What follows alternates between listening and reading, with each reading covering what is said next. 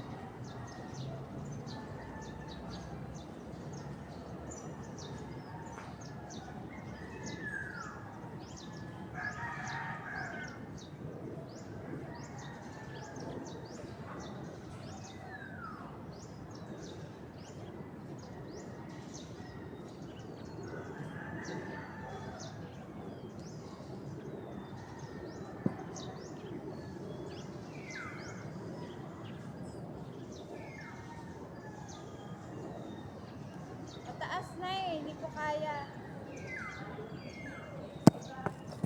Ha?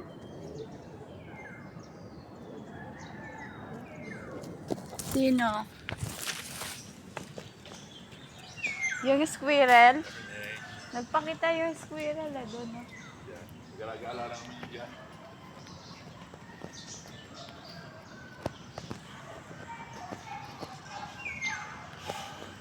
Upo muna ako kasi napagod na ako.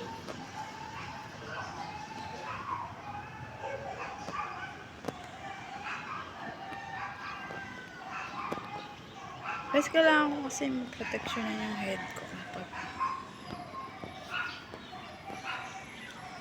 sikat ng araw.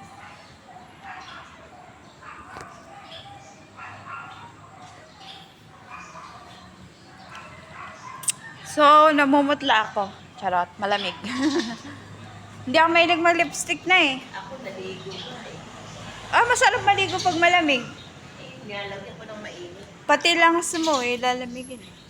Paglabas ko ngayon, hindi, parang what? Nilamig yung baga ako, sumakit. Lahat ang mga bumibili ng lipstick ko, panty ko, bra ko, damit ko yung anak ko. Oh. Titingnan niya yung nilalagyan ko ng panty. Mama, mga ano na pala yung panty mo, pagbalik yan. Ang galing, may ganyan talagang anak eh, no? Ang make-up ko, titingnan niya kung meron pa. Pag wala na, may mga dala na. Nakakakaya, matanda na, ayun na kasi nakita ko ng parang ano. Tsaka ano kasi, nasa ibang bansa naman siya lagi. Sa ibang bansa ba siya lagi?